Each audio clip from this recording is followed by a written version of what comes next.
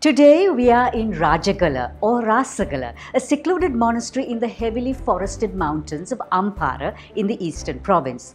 Believed to have been inhabited even before 1 BC, it has over 600 prehistoric ruins, monuments and artifacts, with nearly 100 of them being ancient stupas. Welcome to Kaleidoscope with me, Savitri Rodrigo.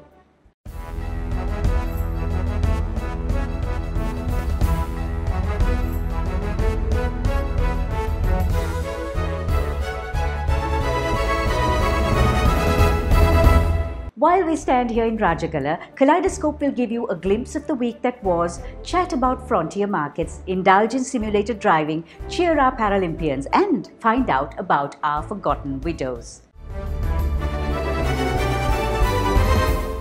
Welcome to Kaleidoscope Snapshot and a quick look at the week that was.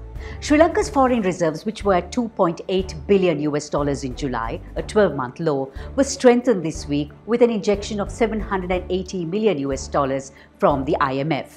And the ADB also will release $125 million to Sri Lanka to manage the pandemic. Year-on-year inflation soared to a 12-month high of 6.8% in July. Asia has 1.3 billion mobile gamers. This is more than North America, Europe and Latin America combined. An Italian tattooed the barcode of his COVID certificate on his arm. Fossil fragments of two massive dinosaur species who lived 130 million years ago have been found. One is 66 feet long and the other 56 feet. The Bellagio in Las Vegas will auction 11 Picasso works estimated at $104.2 million. We'll be back with a look at frontier markets, Sri Lanka's most advanced driving simulator, and our Paralympic team.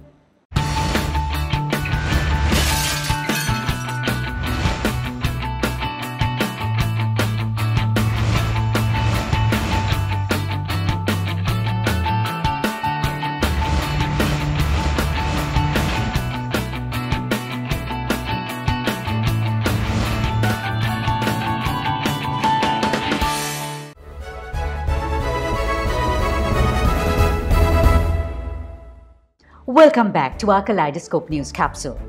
Despite the vagaries of the pandemic, frontier markets have been giving some good returns for investors. Farooqi Majid has over 30 years' experience working in investment and fund management in numerous countries. I asked him what's been happening on the Frontier Market Index and what attributes investors are looking for in frontier markets. Frontier markets had strong returns for the year-end in July, at nearly 39% ahead of global equities, although over 5 and 10 years they lag global equities as a whole. Vietnam, Morocco, Iceland and Kazakhstan are the leading frontier markets, accounting for nearly 58% of the index. Sri Lanka has two constituents in the index, John Keells and Commercial Bank of Ceylon, and thus represents less than 1% of the index, while Vietnam, for example, has 20 companies representing nearly 30% of the index. Investors, the criteria that investors are looking for include political stability, sound economic policies, prudent regulations, liquidity, obviously, and also currency risk. The Colombo Stock Exchange raised over 77 billion rupees in the first 7 months of 2021, facilitating 12 new listings, including the highest number of equity IPOs since 2014. And this week, from the Colombo stock market, the all-share price index was up 11.7% and the daily average turnover was a healthy 8.8 billion rupees. A 3-day rally on oil was cut short later this week as production recommenced in Mexico, while renewed demand concerns emerged amid rising COVID-19 infections across the world. WTI oil was at $67.55 per barrel. After a brief upward movement earlier this week, the price of gold continued to falter and was at $1,784 per ounce. And it's time for the Paralympics in Tokyo. Here's Sri Lanka's Paralympic 2020 team wearing Celine handloom.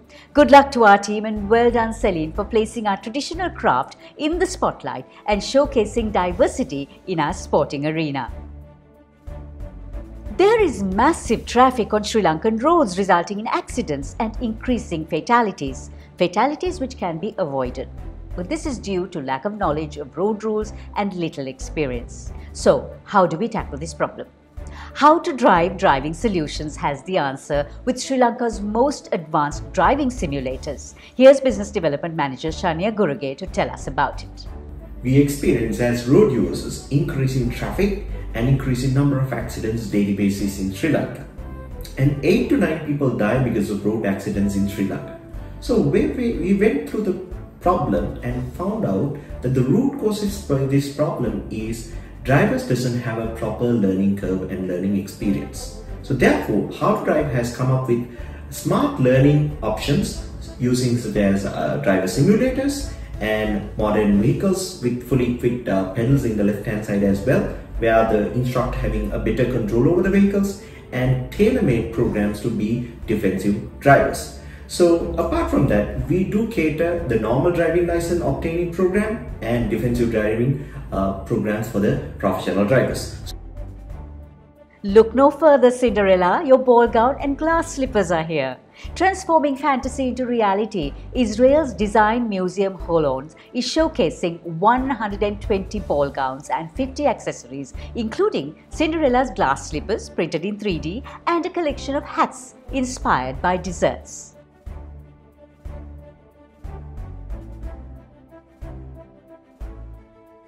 Up next on Selingkuh Life Let's Talk, Dr. Dayani Panagoda on the topic of the forgotten widows.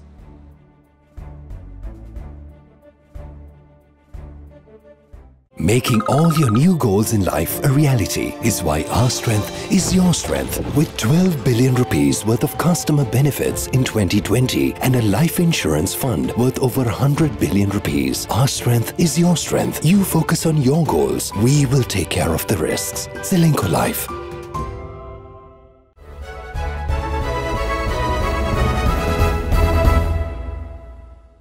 When Sri Lanka's war of nearly 3 decades ended in 2009, there was a collective sigh of relief. In the larger scheme of things, however, there are those who were eventually forgotten. The widows. What we as a country seem to have forgotten is that women from not just the north and east, but from all over the country lost their near and dear in that war.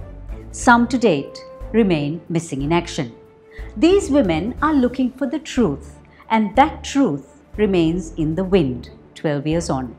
They live in a culture where widows are stigmatized, cannot get married again, are vulnerable to sexual abuse and lose their dignity in the protracted administrative process to prove their widowhood. On Selingkuh Life Let's Talk today is Dr. Dayani Panagoda, a policy specialist, lecturer and activist on social cohesion, reconciliation and peace building, having worked in the development sector for 20 years with communities and the government. And she is also a war widow.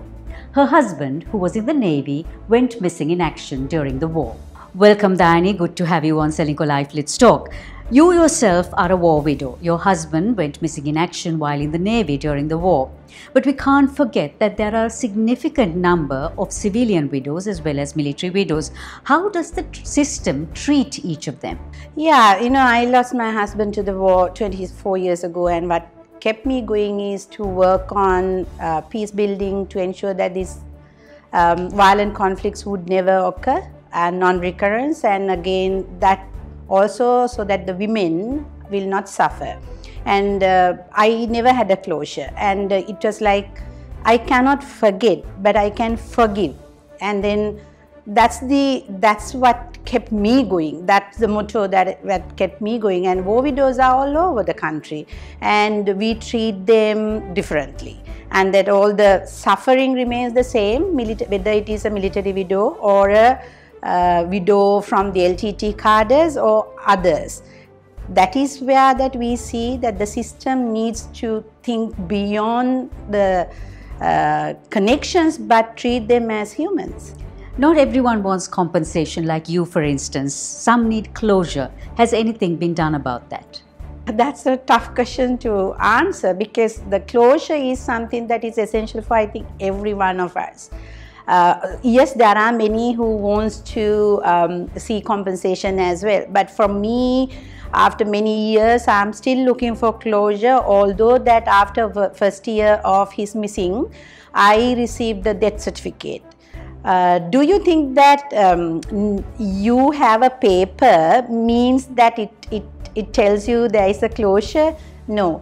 And also there are many widows and mothers who are still looking for that closure, and that closure comes not necessarily with the paper. Yes, it is very important. That certificate is a very important thing, but at the same time we need to have that memorialization of the dead. And when I say memorialization of the dead, it comes from both sides. What are the commonalities you see among widows of the military, the North and East, and the South, as well as those widows of the LTTE? I think the commonality is that we all want to know the truth. And the truth is that what happened to our loved ones. And be it military or be it otherwise, where that you have faced this difficulty, but you want to see the truth. So because we are being basically victimized, and we are being continuously victimized as widows, and especially in an Asian country that happens, and then it is very difficult for some of the women to bring up their children, for them to tell the children that they have lost their father, and then it is, and because the society always say that it is the karma of the wife that the wife lost the husband. So I think everybody wants to know the truth, and then everybody wants that respect from the society.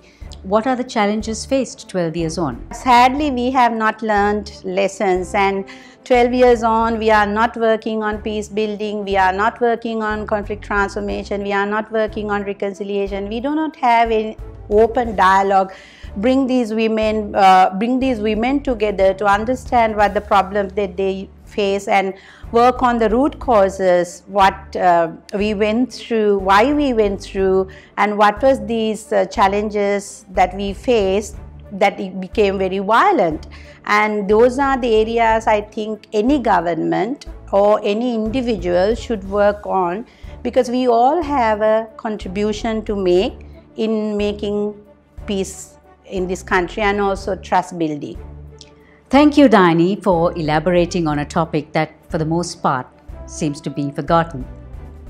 These are the forgotten women, most ostracized by society and culture that turns on them rather than help them with their loss. It's time for us to remember the sacrifices they too have made for this country. It wasn't just their men who sacrificed themselves for our freedom. They did too. This was Salika Live. Let's talk.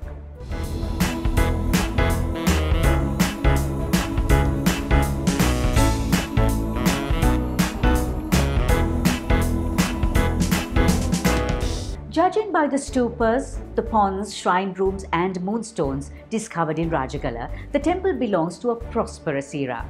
Two great features at Rajagala: the unfinished Buddha statue carved entirely from a 5-meter single block of stone, and this massive granite bowl or gal patra, which was used to make offerings of the first harvest of fruit.